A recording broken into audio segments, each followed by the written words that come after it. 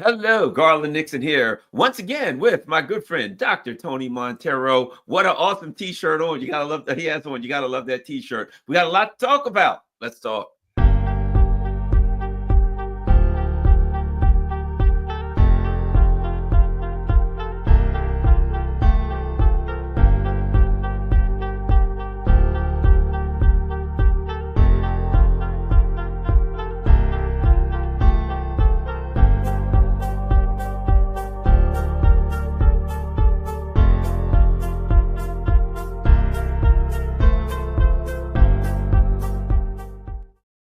Hello, Garland Nixon here with Dr. Tony Monteiro, and he is in Philadelphia, Pennsylvania. We had some interesting discussions leading up to the election, and I think that we beat the pundits, and they thought that Kamala Harris had a chance. But something. One of the discussions that you and I had that stuck with me before we really get into it, and it was this, because we have similar backgrounds in some ways. I'm not going to call them predictions, whatever. The way I read the tea leaf, the way I said I think this is what's going to happen, was by talking to my relatives in Baltimore City, people on the train, the guy at the gym, just ordinary, regular people. And rather than listen to the pundits on MSNBC or Fox, I listened to regular people, and listen to regular people. I said, Trump's going to win. Right. And then I was talking to you one day, but I didn't realize I was doing it. And you mentioned the importance of listening to regular working people. And then it came to the front of my mind that, maybe because of my background, that's what I've always done. I've always just, rather than look at all the polls, sure, we look at those. But I talk to people that I know. And just, what do you think? So, people on the train, people here, what do you think? And then that's how I base my, for lack of a better word, predictions, view of how politics are going to go. And it seems to be pretty darn accurate more often than not. So before we get into what I think it's all one and the same, but your thoughts on that? Oh, I'm sorry. You asked me how I felt. Yeah, your thoughts on the, when you listen to these scholars, these so-called scholars and the Nate Silvers and all, they've got all of these metrics and pie charts and graphs and all of that. And people like us just talk to some guy on the street, and we seem to get a lot more. Yeah, and that's actually where we discovered what the people were thinking, not what they told pollsters. And often people are more honest with other ordinary people than they are with pollsters. And then, of course, you're in Baltimore, I'm in Philadelphia. I know Philadelphia, and I know Black Philadelphia, and I saw trends in the political behavior of Black Philadelphia, which said, in effect, that there was a growing alienation between the political establishment, in our case, the Black political class in Philadelphia, the Democratic Party machine, and the people. The people were disgusted with them, which suggested that a political rebellion, a political turnaround, that the pollsters, I don't think, really understood. And then, of course, when you're dealing with Black people, you're dealing with a specific, a very unique group of people who do not adhere necessarily to the values of the dominant elites, Black or white. And so a real turnaround was in the making, and it turned out the way you and I kind of saw it. We saw something coming that the pollsters and the political strategists and the political elites did not see. In fact, I would argue that we are now in the throes of a really deep political realignment, but even more than that, a political remaking of the country, possibly, uh, that these are indeed radical times, that these are times of change. Uh, it is difficult for me or you to predict all of the modalities of that change. People will decide that uh, based upon what they see, their anger, their disappointment, their alienation from the elites. In fact, it is fair to argue that there are two different historical logics taking place at this time. One, the logic of elites and their interest and their worldviews, and what they hope to see come about. Then there is the logic of the people, their aspirations, their imagination of a future for themselves and for their children. And that's what is so, I think, striking about ordinary people, that they don't look at the world only through their own lenses. They look at the world through the lens of what are the possibilities for a better life for their children. And this is across the board, Black, white, Hispanic, Asian, whatever. The working people don't think like elites. And what is so fascinating to me is that elites just don't understand it. Why don't they see the world like we do? Aren't we the smart people?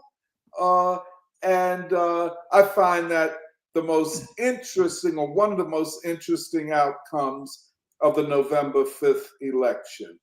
The elites just can't figure it out. Now, the other thing is that among people like you and I, who are not a part of the ruling elite and our friends, I don't understand why people who are our friends don't see what we see, and why they are so surprised, and why they are so disappointed.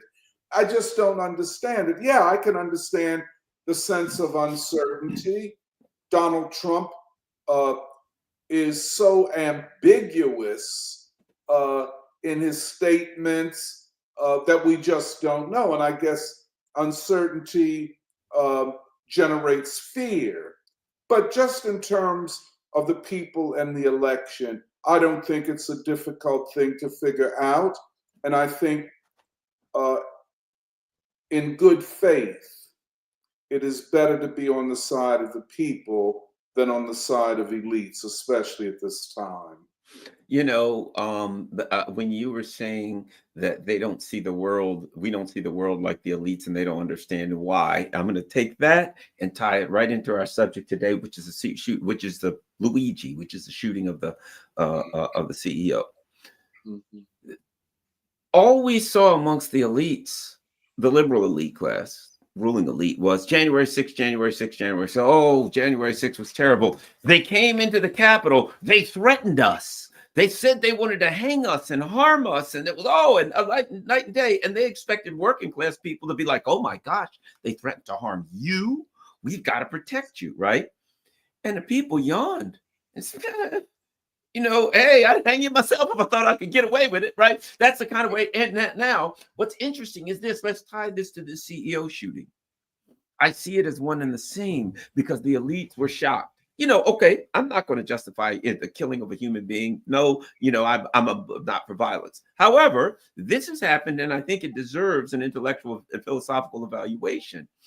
And in that context, the shooting is not the issue with me. I was surprised when I went on Twitter and I went on, or whatever, whatever, right? I went on wherever that I could look around. And overwhelmingly, what I saw was, don't put me on the jury, because if you do, I'm letting him go. I support him. Pictures of him as a saint. I think it really shocked the ruling elite and, quite frankly, surprised me. But when I thought about January 6th, and I thought they told us, oh, you have to act because somebody threatened us, and this happened, and I thought, man, they are real close to sharpening up the guillotines and getting out the pitchforks. When you see this happen and the people cheer, hooray, he's a great hero. I'm like, ooh, the elites, they're Oh, spooked. yeah. Your thoughts on all of this is a very, very interesting. Oh, one other thing. Immediately I thought of Dr. Tony Monteiro telling me about a poll about the number of people who wanted a complete change. Your thoughts, Dr. Monteiro? Tell me. Oh, yes. Yes. Um, and now we find in the newspapers and journals and the podcasts and mainstream media that are controlled by the ruling class an attempt to, in a more sober way, understand what Luigi Maggioni did, but what they are claiming is the rise in political violence, or at least the rise in support for political violence. To which I asked the question, well, where you all been for the last 5, 6, 7 years? I mean, outrage is all around you, and the people don't like you. I mean, let's keep it 100. The people don't like the elites. They don't believe them, and they say, in effect, that it is the elites that are responsible for the crises that the nation faces. And this, as you say, was demonstrated in polling surveys, for example, the one from Siena and New York Times that said that 70% of the people said the political and economic systems had to be fundamentally reformed. And among them, 15% said the political and economic systems had to be torn down and something new built. Now, this is not my language. When I say political and economic systems, that is the language of the poll. And people responded in the ways that they did. But a year earlier, at least a year earlier, there had been a political survey out of the University of Chicago, and I think associated with a professor there by the name of Dr. Pop, P-A-P-E. And that poll showed that 25% of those polled, and one would presume of the American people, believed that political violence was justifiable in order to bring about change. I interpreted both of these polls because they were repeated again and again. The 80% that say the country is going in the wrong direction. I interpreted these polls to say one of three possible things, one of three possible options. One, are those polls saying we are in a pre-revolutionary situation? And by which I define revolutionary in the what I consider the Martin Luther King, Baldwin framing of the question, a democratic takeover of the major institutions of power in the country by the people. And I'm like you, that does not mean a violent overthrow. And I think we have to be clear about this as we go back to Luigi Maggioni. But a pre-revolutionary situation with the broad objective of the people taking power, which would also mean that even after the people take power, that's not the end of a process of radical or revolutionary change. But let's just put that as one of the options. The second is the possibility of civil war. And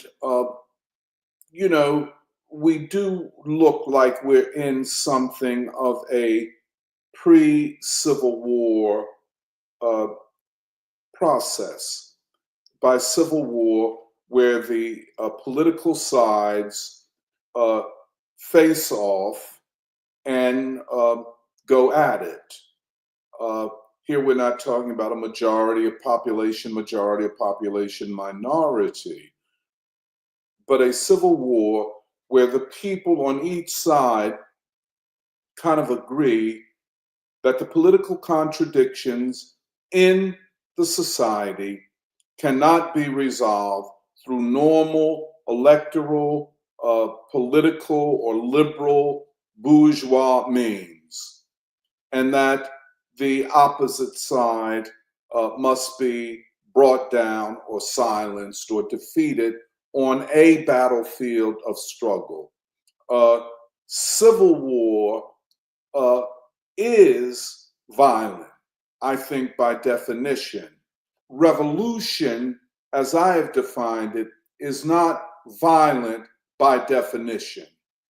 And the third option is one where things get completely out of control and society becomes effectively ungovernable. Chaos reigns. Now, as I've said before, in the Communist Manifesto, Karl Marx and Frederick Engels referred to this as the ruin of all classes, the disintegration of society and of the capacity of society to be governed. Now, we are familiar with the United States imposing or inflicting chaos upon societies. We've seen it recently with Syria and the collapse of the regime. That is what the aim of the Biden administration, unleashing the dogs of war in Ukraine and against Russia, and then imposing these sanctions, these unbelievable sanctions upon Russia. That is to impose upon Russia chaos and hence the ruin of that society. That is what they want for Iran. That is what the Israeli and United States genocide in Gaza is all about. To make life unbearable and unlivable, and hence the ruin of Gazan society, the ruin of a big part of Lebanese society. And they always associate, if you listen carefully, to their triumphalism. They celebrate the collapse of these societies. They do not wish for any mediation, any peaceful coexistence or détente. The ruin of society and making it virtually impossible to ever reconstitute that society. Well, in a certain sense, the chickens could be coming home to roost, in our situation. But I see those as three possibilities because we are in that type of crisis in this society.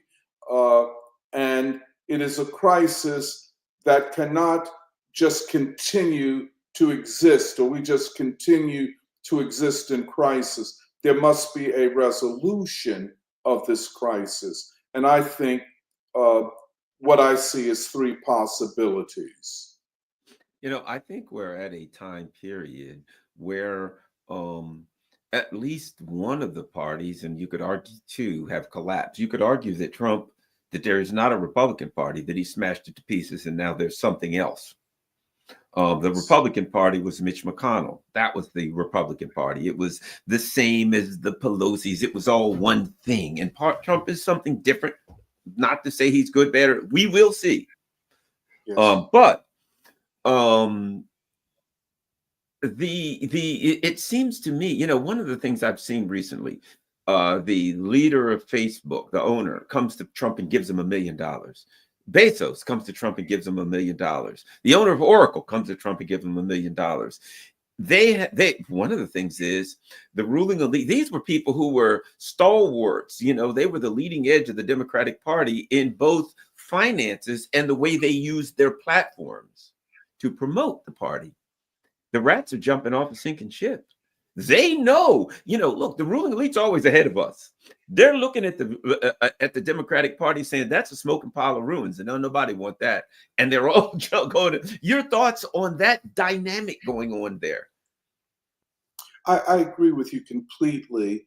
And outside of the behavior of individuals who are billionaires and multi-billionaires, and they're doing things, for instance, funding Trump's inauguration, that are vastly out of character for them, because they were with the Democratic Party, and the Democratic Party had become, and I hope this is not a wake-up call, I don't know why people hadn't seen this, it is not the party of Franklin Delano Roosevelt or even Lyndon B. Johnson.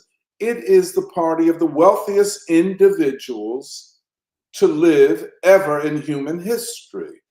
It is a party of the wealthy, of the billionaires, of the most powerful economic, corporate, media interests in the United States. And we saw it played out in this election.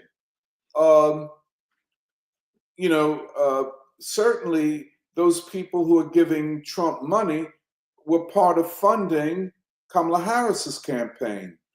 This close to $2 billion, well, a lot of it was stolen by local hustlers, you know, but $2 billion unheard of in a political election. And America spends more money on electing whoever than any country ever in the history of modern politics.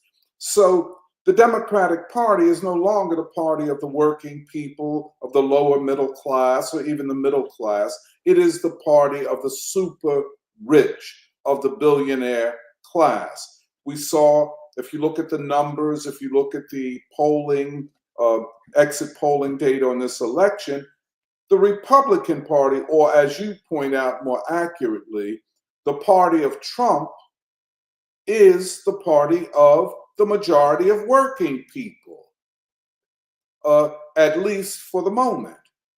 But the Democratic Party is a spent force. And they brought all of the big guns out, the Barack Obamas, the Hillary and Bill Clintons and everyone else, to influence the masses, not to mention Megan Thee Stallion and Beyonce and whoever would come out, Taylor Swift's and such. Magic Johnson. It's kind of embarrassing to talk about these Black celebrities. So they wanted to use celebrity culture for political ends. They didn't realize that the people make a distinction between a celebrity and the political objectives or aims of an election and what we will do in an election. So they got it all confused, so much so. And the defeat was of such a magnitude, and it was the magnitude of the defeat of the Democratic Party had to do with the amount of cultural and financial capital they put into winning this. And they lost. They were not supposed to, under normal conditions, lose. You know, that much money, that much celebrity, that much political capital, and you lose. You know, so the magnitude of the defeat is greater than the numbers suggest. And it made into spent political forces the likes of Barack Obama. I mean, in a lot of ways, especially to Black men, what can he say after excoriating and demeaning and pointing his finger at poor working class men and women, by the way, but the target was black men. What do you say to them? And you have 4 or 5 multi-million-dollar houses all over the country, and all you do is, party and rest and go on vacation while they're working hard, trying to pay bills, trying to buy food, trying to take care of their families, and trying to avoid the political and police violence that exists in every city. They rejected him, and good for them. So he is a political spent force. The Democratic Party elites have entered into what looks like a circular firing squad. They can't agree upon anything. The Pelosi camp, the Obama camp, the Biden camp. I understand that Biden will not even speak to like Obama or to the Pelosi people. The Biden people are so outraged at the coup d'etat that replaced him and put Kamala in power. You get people like Bernie Sanders and maybe AOC who say that the party must take a turn towards social democracy, towards a New Deal, Franklin Roosevelt type party. My argument is, maybe it's too little, too late. Maybe the party has been captured by forces that will, as they say, ride that horse out until they can't ride it anymore, and then go off into the sunlight to their rich mansions or maybe their homes in other countries. So the Democratic Party is a spent force. Can it ever regain what it had? I would say, just going backward, before Bill Clinton made it into the Republican Party 2.0, that is, made it a more Republican party than a New Deal Franklin D. Roosevelt party. Can it ever get back to that? I doubt it. So here we have a Trump party that has defied and continues to defy the Republican Party. And by the way, that is what a lot of the internecine struggle between Trump's appointees, and I'll leave aside for the moment whether they're qualified. The question of qualification, the question is qualified for what? If it's qualification for disruption, then maybe they're the people, But a lot of this in the Senate is between the Trump party and the Republican Party. I think in this standoff, the Trump party wins because the Trump party has the working people and most of the people. 76 million votes is not to be sneezed at. And most of the Republican senators can easily be taken out, either by primaries, being primaried, or in a general election where they would be challenged not only by a Democrat and themselves as a traditional Republican, but increasingly I could easily foresee a Trump party candidate. So increasingly, 3 candidates representing 3 political trends in the political system, which is a sign of political crisis. But even more than that, and I'll stop. I talked too long, Garland. No. Bigger than the political crises, the crises of political parties and elected officials, and their crisis vis-a-vis the masses, is the crisis of the state. Can the major center of power, not only the power of force and police, that is the blunt force function of the state, but the center of power of ideas and propaganda and information. In fact, it is my belief that the evolution of the modern state, the American state, especially in the middle 20th century going forward, is more ideological than it is blunt force.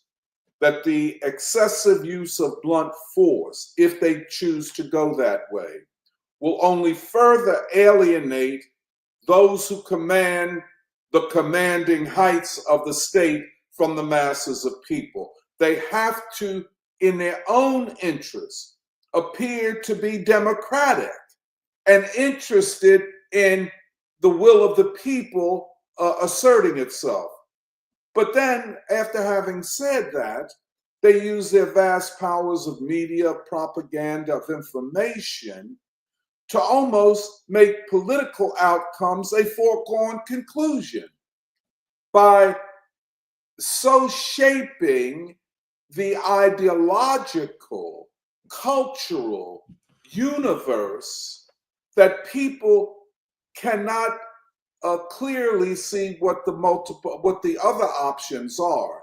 Now, their crisis, and I get this from reading commentary, especially in the Wall Street Journal, the New York Times, the Financial Times, Washington Post. They are very concerned when they say, can our democracy hold? What they're saying is, can the current configuration of state power hold, or will it collapse, bringing about what they have imposed on many other countries, most recently Syria? Will there be something like regime change or a change in state power in the United States? And I just want to say this so nobody gets me wrong. I'm not talking about something that's going to happen tomorrow. I'm just projecting possibilities out of this type of crisis and the inability of the ruling elite, by which I'm talking about those who are either in control of the commanding heights of the state or are closely connected to that. You know, the guy Luigi. Okay, let me get your thoughts on this. One of the interesting things, I'm familiar. I have a family member, in fact, that lives in this place called Lorien Health. Lorien Health is one of these places where seniors go who need assistance. Very expensive, but it's they can help them out, provide their food. You know, an assisted living place, right? You know, but if you can get some level of payment from the government or from your retirement or whatever, things like that, so that seniors can get there and they can be well taken care of. Okay. Luigi's family owns it. I found out they own it. The guy that did the shooting, his family owns that, amongst other things, right? And this is like, they got places all over the place where they stay, right? And I realized, man, this is not a family with a few dollars. This is a very, very, very wealthy family that he comes from. Now, couple that with this, something we discussed. The Gaza protests. These were at the vine-covered universities. These were the sons and daughters of the elite. And what did they do to them when they said, hey, you know, mom, dad, you know, we were supposed to take over the reins of ruling things, but this genocide stuff, you're going a little too far. What did they do? They knocked him in the head just like they would anybody, just like they would the poor folks, right? This kid, young man, whatever it is, let me tell you, he ain't got to worry about the anybody paying off of his medical bills, because his family is so rich they don't even need medical insurance. You know, if it costs $10 million, they'll just pay it. My point being, your thoughts on the sons and daughters of the ruling elite being, whether they're on Columbia University or they're Luigi walking up shooting a member of the ruling elite in the back. What do you make of that? Well, it's not unusual in history. You know, he has a very Italian name, Luigi Maggioni. it's unusual to have such uh, a strong Italian name in the American context, at least from my experience. But one of the great centers for almost 200 years of anarchism is Italy. And what Luigi Mangione represents as a young man, first of all, I would not question his morality. I would not question his courage or his selflessness. This is a young man who has qualities that are admirable, and the people in their celebration of him recognize that. He is driven by a sense of the immorality of the ruling elites of this country, but also by a sense that to awaken the people, an individual must carry out a dramatic act against the ruling class. It's what in anarchist political discourse is called the propaganda of the deed.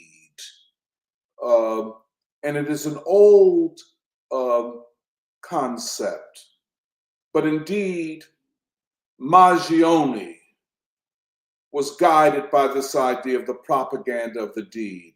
But at the base, and this is with anarchists generally, political anarchism, they believe they have a high moral capacity. They're driven by a moral outrage and a selflessness and a courage. And all of those qualities you see in him. And he believed, although I've not spoken to him, I've only seen part of his writings and diaries that have been in the mainstream media. He said, a moral person must act.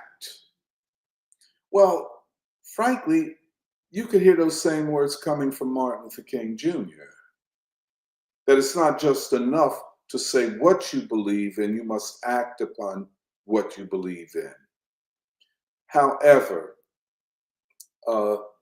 Mangione is from a specific and unique generation in our history.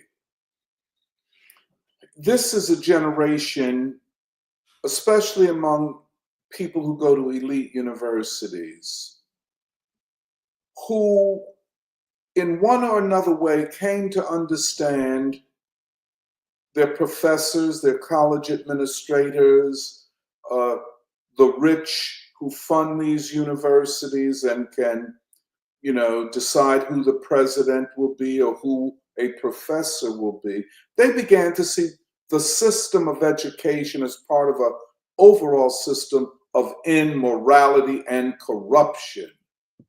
And it's intolerable to them. I work with a lot of young people who have graduated from elite universities. I'm talking about the Ivy League and more, who are completely outraged at what they were taught, at this celebration of whiteness. A lot of people say, oh no, that's just among the white working class. No, it's not. This is what is celebrated in these universities, and the sense that the only thing you should be concerned about is what is good for you as an individual. This whole postmodern identity politics, narcissism, egotism. Well, all of this is at the core of the liberal arts in elite universities. And I cannot tell you how outraged these young people are when they realize what the propaganda that they were supposed to accept is. Now, Luigi Mangione went to the University of Pennsylvania. I know some young people who graduated who knew him, who were involved in his group, who were concerned with the internet, with information, with gaming, and all of that type of thing. Everybody that knew him speaks highly of him, his intellect, his moral character, and so on. He had read and was influenced by the Unabomber. The Unabomber is the quintessential individual actor who seeks to change history by his or her action. And now, with all that I say that is positive about Luigi Mangione, I am not an adherent of political anarchism. You know, and that is the mistake. That is the mistake. But then if you think about the social environment in which a person like him was raised, he comes from an elite family. He went to a school, a high school, I presume, that cost $38,000 a year. He was told by society and by his family how unique, how gifted, how smart he was. And he had a high sense of his own value. Unlike many poor children, once they go through these city or urban high schools or some suburban high schools or rural high schools, they come out with the sense that they're not worth very much at all. But Luigi felt he was a valuable part of society, that he had been taught and socialized to believe in his own value, which is positive, but also has a negative side to it, in that such people do not see the masses, do not understand the potential of ordinary people, and hence do not understand that real fundamental change, the very change that Luigi wants to see brought about, can only be brought about by the people. Well, an anarchist would say, but an act of this type, a propaganda of the deed act, can trigger something in the people. Well, I don't think so. I don't think that anarchism has ever triggered a revolution. It is only the hard and long work and sacrificial work of revolutionaries and people who have a moral commitment to changing society. Nonetheless, the fact that the people, especially young people, especially on social media, have given the ruling class the middle finger and said, we're with this guy and not with you, and we don't care what you think, because like him, we hate and despise you, and we don't care about an executive of a rogue corporation that has sent people into bankruptcy and denied them health care. He has 2 children. Yes, we feel bad that his wife and his children don't have a husband or father. But you didn't ask that moral question when you sent those 2,000-pound bombs to Israel to be dropped on children in Gaza. You don't think Luigi Mangione was doing the calculus, making the connection, connecting the dots, and saying, if violence is all right when you use it against the children and fathers and mothers in Gaza, well, why is it wrong when I use it in our society? This spread, and this is where the ruling elite are in a state of panic. If political violence becomes the alternative to normal politics, I believe the ruling class realizes they can't win. They can't win. Now, they associate political violence with the people not accepting their politics. It's like William Butler Yeats's poem, "The Second Coming," where in part he says, "The falcon does not hear the falconer," and then he says, "Things fall apart." This is where we are. The people don't want to hear the ruling class anymore, and they can't get them back. So political violence, and as you see, I'm putting quotes around that, political violence from their standpoint is anything that does not go along with them. Now, the ruling elite have ways to then implant people who will carry out political violence, but do it in the interest of the ruling elite. They won't be a Luigi Mangione. There'll be people who are acting to give a justification for the ruling class to be more repressive. So that's where I would see. Yes, yeah, brilliant. I also think that they are terrified now. The ruling elite are terrified for this reason. They're reading online stuff, and they hear people saying, "You put me on a jury, I'm gonna let them walk." Right? Yes, I think they're going to look for some kind of a way to, God forbid, either Epstein him, to get a deal early where they give him something less. I think they are horrified of a trial, because what happens if he goes to jail and there's jury nullification, and there's they get a jury, and there's one person on the jury says, I just can't see my way, got a hung jury, and they start realizing they'll get nothing but hung juries, and they realize this guy's going to do this, he's going to walk. I think they're going to look for a way out. Not to mention a trial where around the trial, I can't imagine if there's a trial, I will guarantee you this. I'll bet you this. If there's a trial for him, there'll be people on the street marching around the courthouse on his behalf. All that horrifies them. I will guarantee you they will be on the street with pictures of him saying he's a hero. And boy, what a horror. Go ahead. Oh, I'm sorry. Oh, forgive me. I'm sorry. Go ahead. No, they're already on the streets with pictures of him. And, his trial would be the quintessential political trial. And he would argue that he is a political prisoner who acted because he did not have another option, that the system was so against changing the healthcare system, let us say, that either he acted in this dramatic fashion or he did nothing. And hence, his trial would be something like a modern day version of the trial of John Brown, or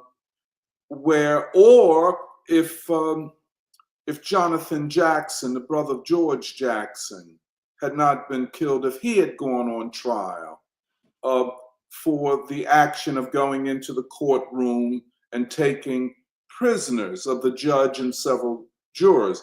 Now, it's clear that Jonathan Jackson and Ruchell McGee did not kill anybody. It was the police who fired on that van and killed everybody. But had Jonathan Jackson, who at that time was only 17 years old, and took action to free his brother George Jackson, who was being held as a prisoner for almost for life for a crime that he committed as a teenager, which was not a violent crime. So had Jonathan Jackson gone on trial, he would have defended himself as a political prisoner, in the same way that Angela Davis, who was connected to Jonathan Jackson's actions by the fact that the weapons that Jonathan brought into the courtroom were traced to Angela Davis. We defended Angela Davis on the basis of her being a political prisoner, Jonathan Jackson's action being a political act, and finally, that there is a different set of arguments other than the normal legal arguments, evidence, and all of that, that have to be made. In the case of Luigi Maggioni, if he goes to trial, I am convinced that one, they'll have a problem getting a jury in New York, and the second thing is that he will argue the politics of what he did. I think that is a winning argument. Now, they might convict him of something, but they will see the CEO, I think Brian Thompson, as a casualty in a kind of clash of class and social interests, where the majority of people, or let us say a plurality of the American people, will find a justification for Luigi's action and will say, in effect, that if a crime was committed, he committed a crime in the interest of stopping other crimes from taking place, and hence acted morally in the same way that U.S. elites say when they go overseas and assassinate people, that they are acting on the grounds of a higher principle. Joe Biden said it all the time, on the basis of defending democracy. You know what I'm saying? And Luigi can make a similar argument, which would have great appeal at this time in America. And it is not unprecedented. John Brown made that argument. Angela Davis made that argument. Huey P. Newton made that argument. And I even think the Unabomber made such an argument. It's an argument whose time has come in America. And let me add this. It was an argument that was being made by Malcolm X, though he never acted out. But it was an argument of, if someone kidnaps me and puts me in a room and I talk to them, please, will you let me go? It's not right, blah, blah, blah. And they say no. And they go, at some point, I'm going to start looking around for a stick or a rock to hit them in the head so that I can escape. I will begin by attempting to reason with the person. But at the point I realize I can't reason with them, I understand that either I continue to accept this imprisonment or I'm going to have to act out in, as Malcolm X would say, by any means necessary to free myself. And I can say to myself, that person has taken my freedom. I am morally just. I gotta, I have a right to be free. And I then do the calculation and say, if I take a rock and hit him in the head, I can be free. That's morally just. He's wrong. And I think, yes. Go ahead. Oh, I'm sorry. No, yeah, as we tease this out, and I'm so happy we're having this discussion. And I feel very fortunate to have it, because in talking this out, we can see things in their totality and in their historical context. For example, if one reads Martin Luther King's letter from a Birmingham jail, where he argues that it is always right to protest for right and to defy unjust laws. One could say unjust systems of rule. That's the meaning of the letter from a Birmingham jail, by the avatar of nonviolent resistance and change. The other case is the case of the German Lutheran pastor, Dietrich Bonhoeffer, who believed in nonviolence, believed in Christian love, but then along with like-minded German Protestants, formed what was known, an underground church known as the Anti-Nazi Church of Germany. And they concluded, as this horrible war went forward, that they, believers in nonviolence, believers in Christian love, love your enemies, and all of that, Dietrich Bonhoeffer, at the age of 38, along with friends, decided that they must assassinate Hitler in the interest of humanity. Well, Bonhoeffer didn't know that much about making bombs or assassinating or killing people. He was a religious scholar, and he said that the Catholic and Protestant churches in Germany had abdicated moral responsibility, which left only one possibility for a Christian and a man committed to morality, one course of action, and that was to assassinate Hitler. He failed, and only a few days before the German regime surrendered to the Soviet army, he was executed at the age of 39. But history is replete with people who, be they anarchists, political anarchists, or philosophical anarchists, or be they Christians, or people of just a high moral character, say that the crisis has gotten so bad that we must do what we would never have considered doing, and that is taking a violent act against an evil in the world. So, yeah. Well, it's interesting you bring up, I didn't think about it, but John Brown, who was a devoutly religious man, who in Oh, fact yes. had worked through tirelessly through political means to try to stop the spread of slavery into the territories. A lot of people may be familiar with the term bloody Kansas. And he talked about Yes.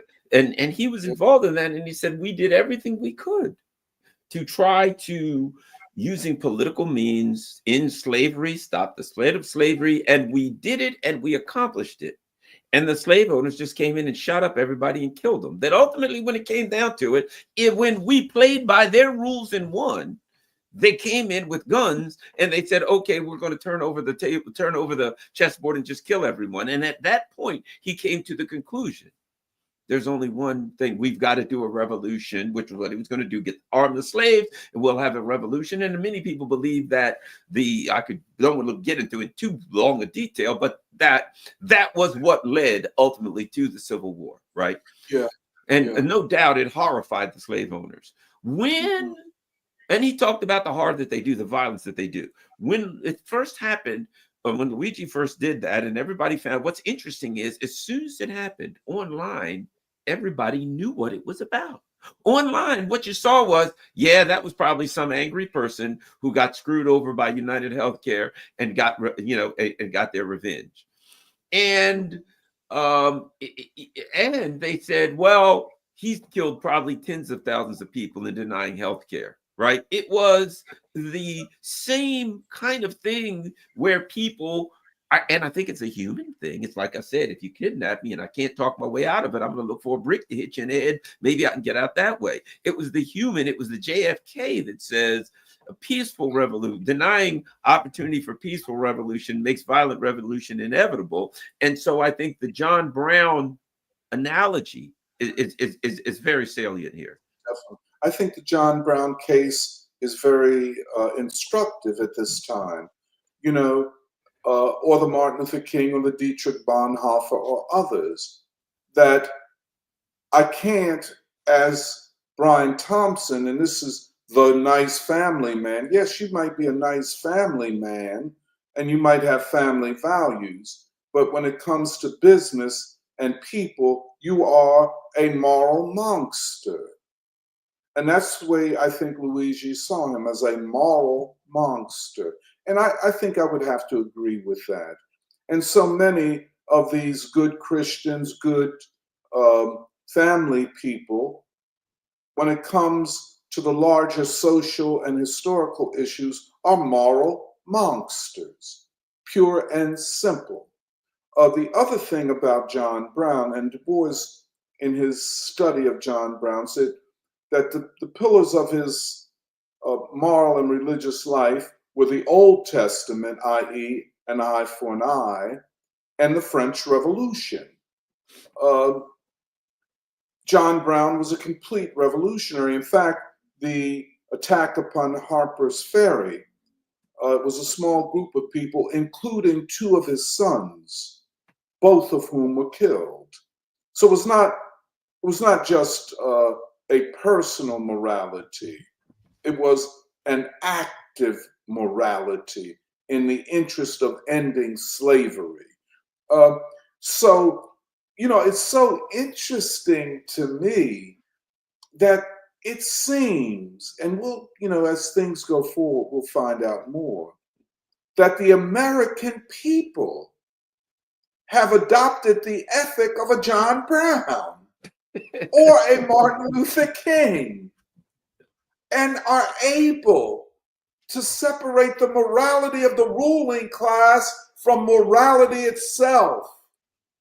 And I think it plays into the logic of the last election, where a party that claimed the civil rights movement, in fact, and this is what I want to underline, in fact, lost the black vote. They're saying something, they lost the black vote. How do I know it? I know it from Philadelphia. Now, we haven't gotten every precinct, and I'm a sociologist. I like to do granular analysis. They're like guarding the precinct returns like it was something in Fort Knox. So I'm waiting to get that. But just based upon my own observation and knowledge of Philadelphia, based upon those who did not vote, 70,000 fewer people voted for Kamala Harris than voted for Joe Biden. That already doomed the Democratic Party and the Kamala Harris campaign in Pennsylvania. But then another sizable group, I'm talking about Philadelphia, 70,000 fewer. When you talk about the Philadelphia vote, in a lot of ways, you're talking about the black vote, But then add on to that the gains of Trump in every ward in Philadelphia except 3. And those 3 wards are Center City, white majority, rich wards. Everywhere else, the Democratic Party lost. Now, here is the irony. The Democratic Party has attempted to brand itself as the continuation of the civil rights movement. And, when Barack Obama was in the presidency, he's the second coming of Martin Luther King Jr., of course, a big lie. The Black Congressional Caucus is the new SCLC. Al Sharpton is a civil rights leader. Now, if you believe that, I have a bridge to sell you in Brooklyn. A civil rights hustler. Let's keep it 100.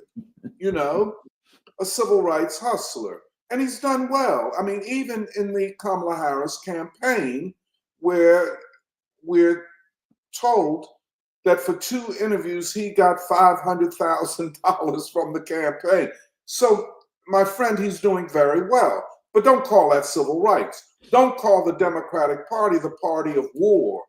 The Biden administration unleashed the dogs of war on the world. That's what he did. Martin Luther King said, you can't have civil rights without peace. You can't defeat poverty without peace. Democratic Party is the party of war. Now, how are you going to be the party of Martin Luther King and the civil rights movement and be the party of war? You can't do it. You can't square that circle. So, I say all of that to say, everything we see is conspiring against the ruling elite, including the black misleadership class. And I don't know about Baltimore, but I know here in Philadelphia, we're so tired of them, we don't know what to do. We don't like them. And they're, it's just like with hip hop artists imitating the mafia or imitating the super rich, and people saying, well, what do you expect? They didn't grow up with any money.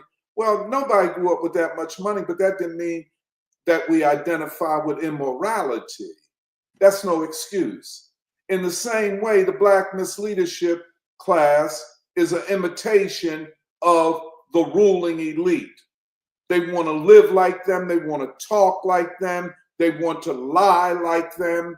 And they want to manage and mistreat the black poor like the ruling elite.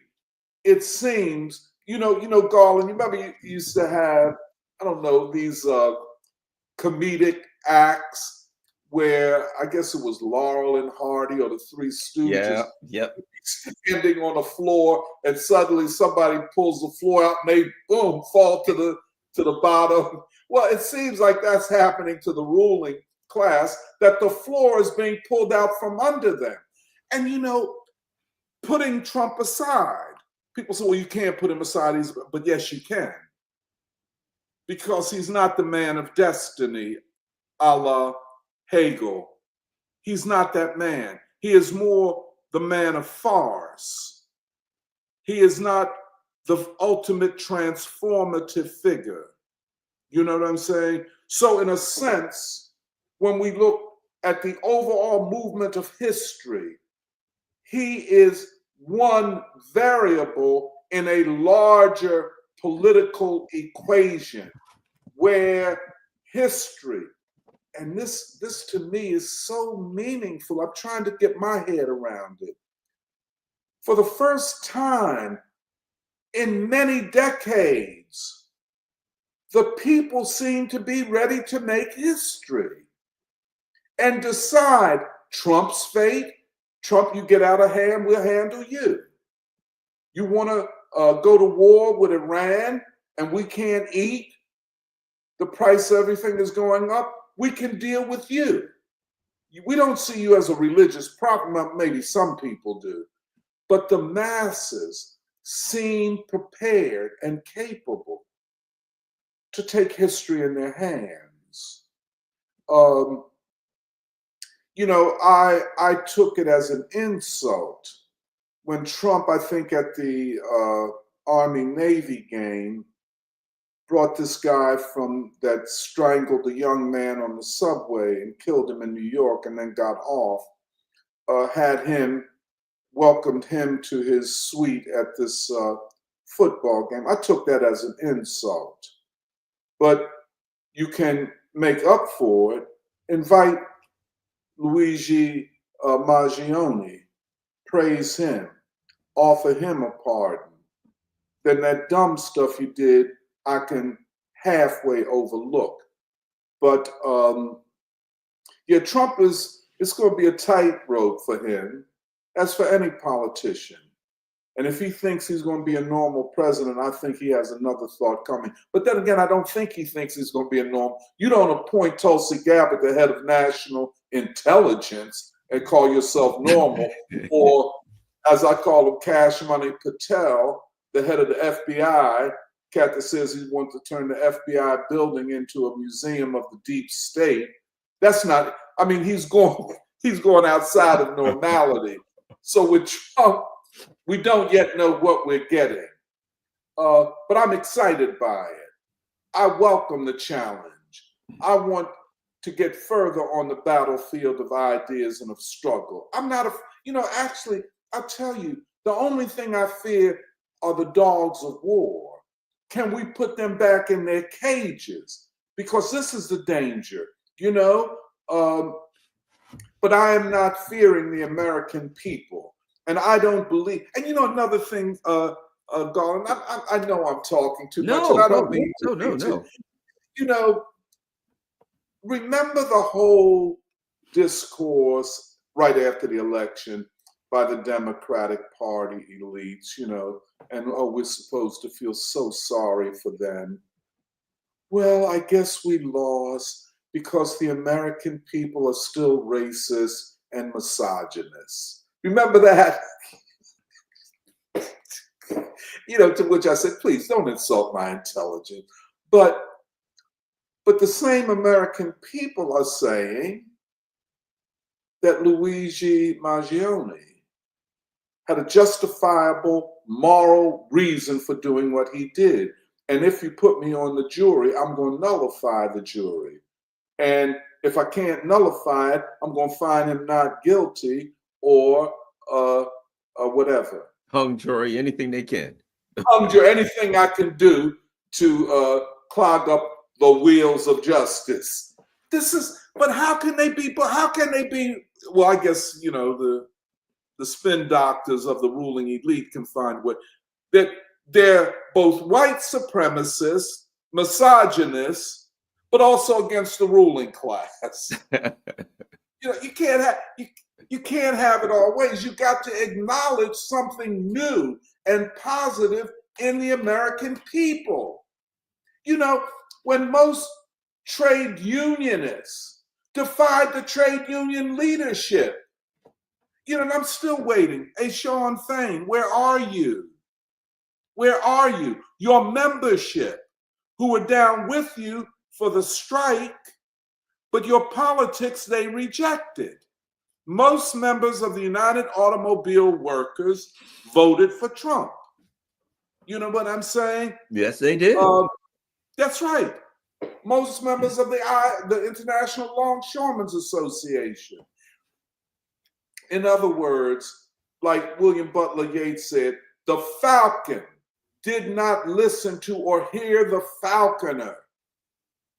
Things fall apart, and they are. I will say one last thing, and that is, something that I thought about today. There's what Donald Trump is. He is what he is. And there's what we project upon him, right? What we see him as, right? I think to a lot of people, they saw him as a Luigi type figure, right? I'm not saying that he was. I'm saying that was what projected upon him. They saw him as something that the ruling elite was horrified of, didn't know what to make of. And people get in the chat, no, Trump's this or that. No. I'm not talking about what Trump is. I'm talking about why people supported Trump. He could turn out to be something totally different, whatever, right?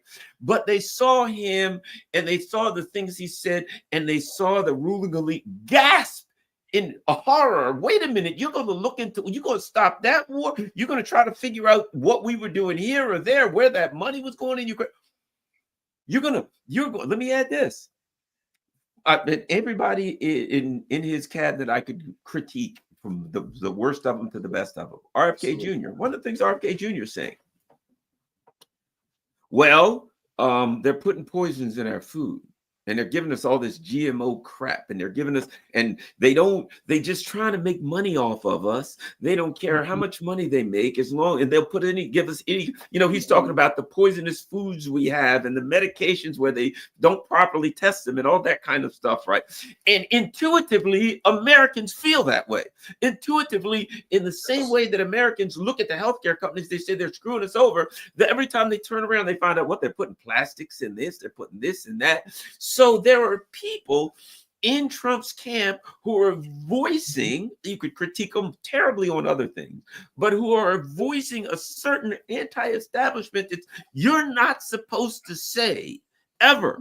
The corporations are screwing the people over with the foodstuffs, and we need to look a little closer at that. So in the context of the Trump orbit and the people he brought in, there is a error. There is a little bit of that question the ruling elite, question the system. I'm not saying it's enough or it's strong enough. Anyway, your thoughts. I agree with you. No, this is the fluidity and turbulence of this moment.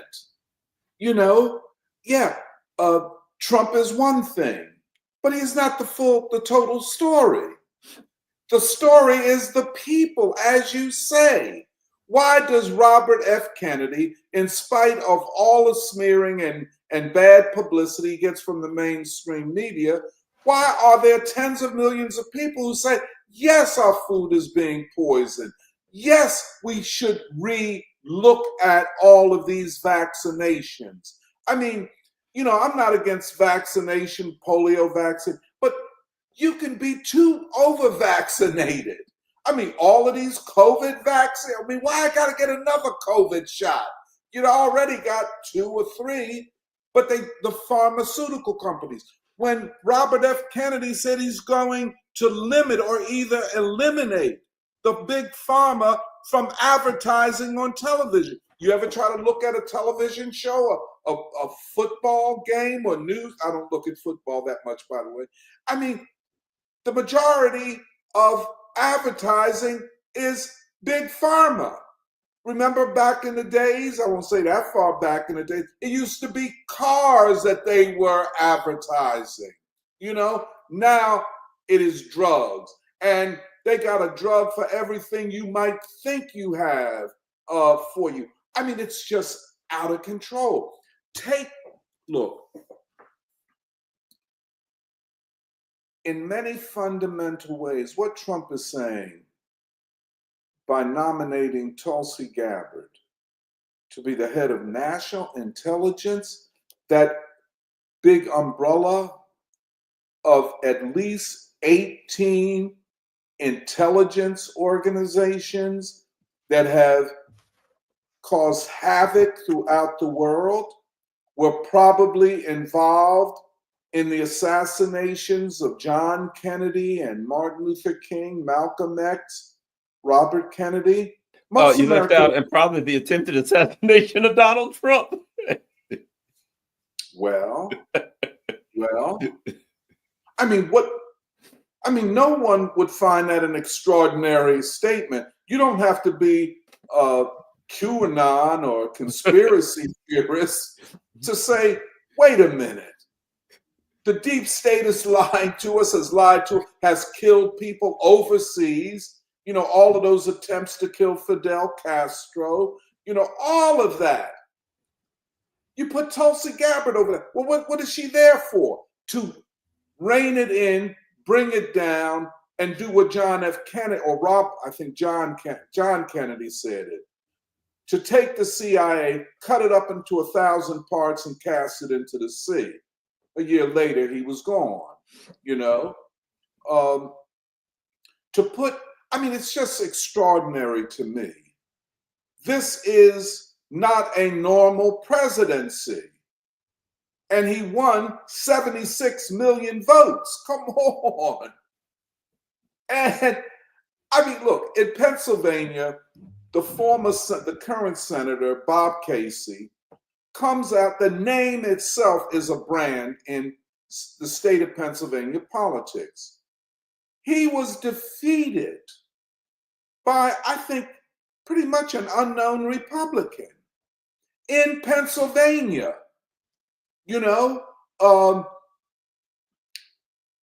This eruption, and I agree with you, Garland, people see opposition to the establishment as the road ahead, the road we must take. People are folding it into a moral case to be made. That is nothing wrong with opposing the system. And the second Trump presidency, he's coming into the White House without a whole lot of opposition.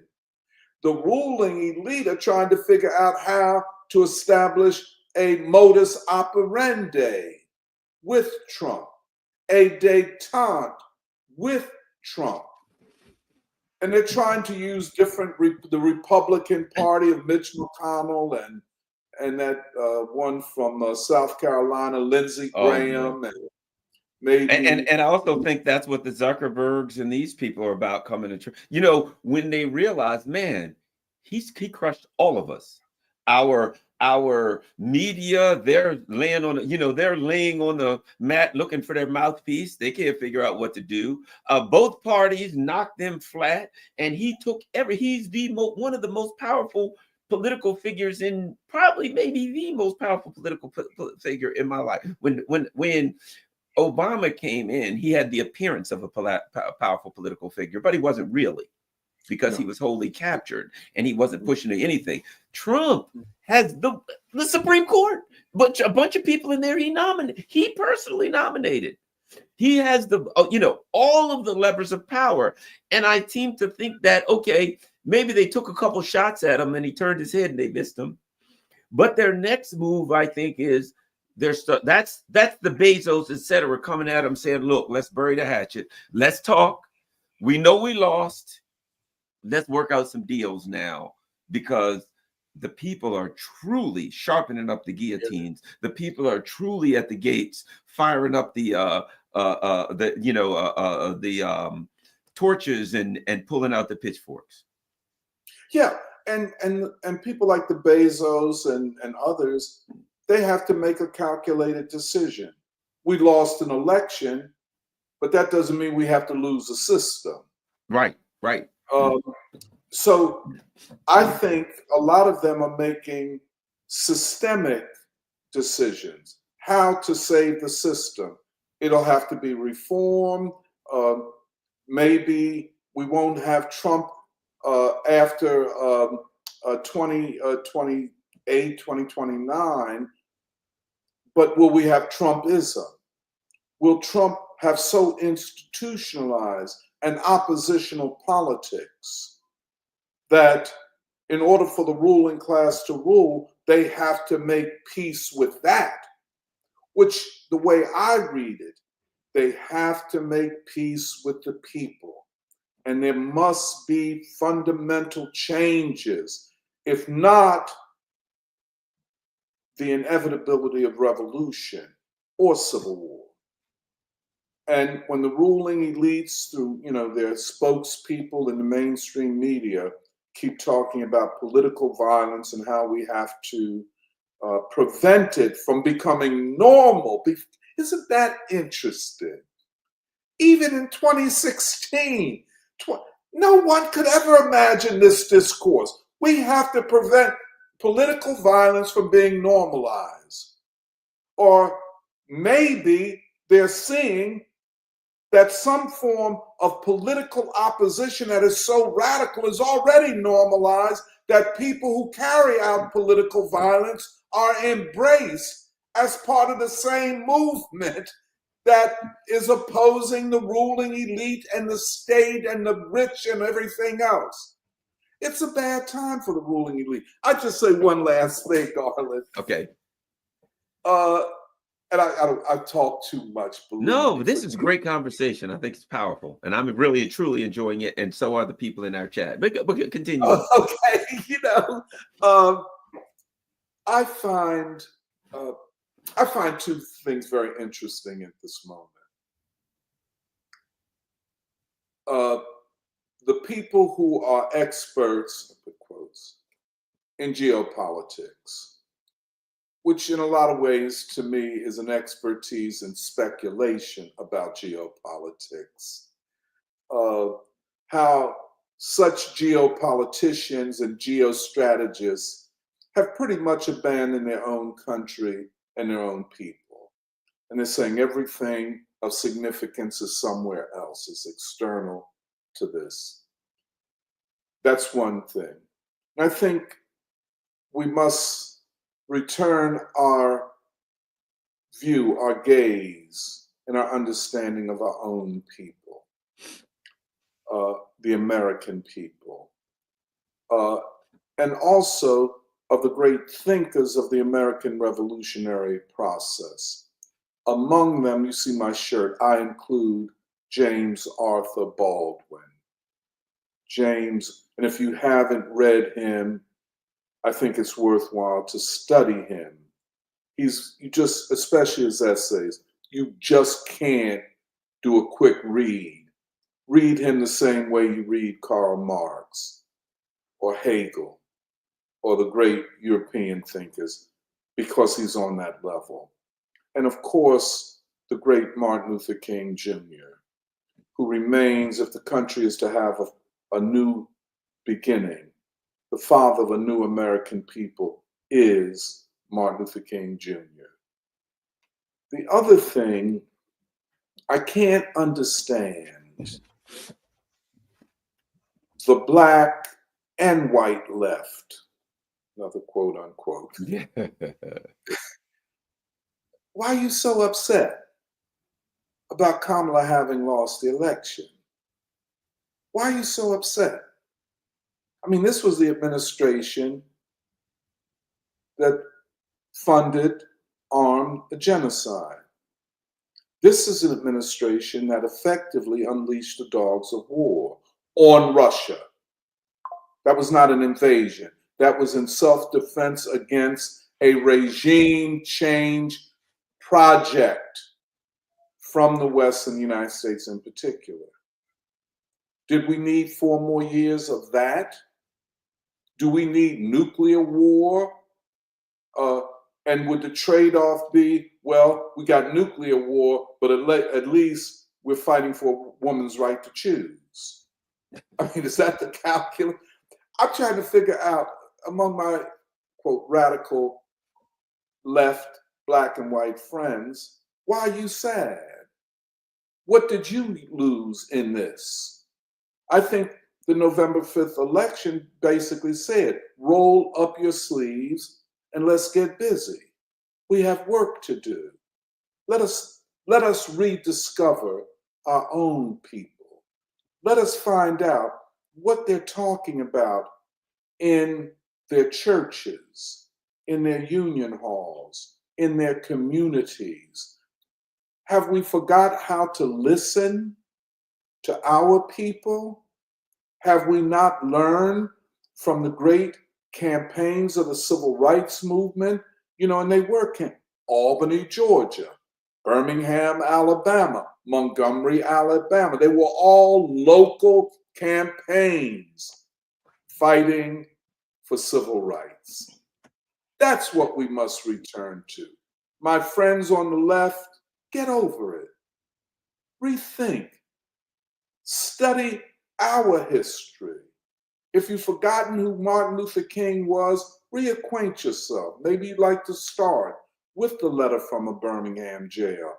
If you don't know James Baldwin, get the fire next time. You know, start reading it.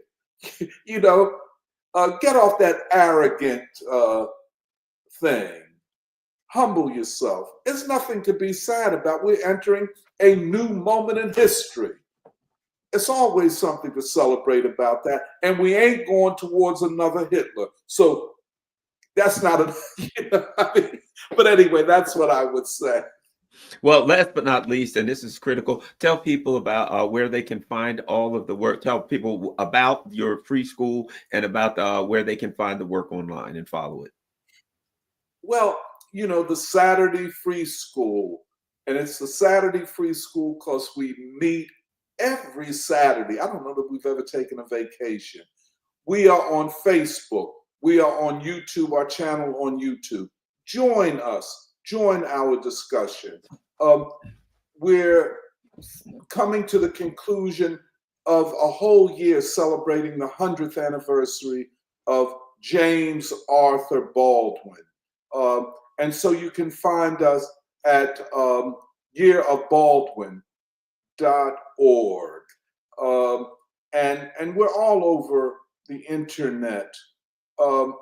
And we were celebrating James Baldwin, not as a queer activist, which would have been to misname him, to misidentify him.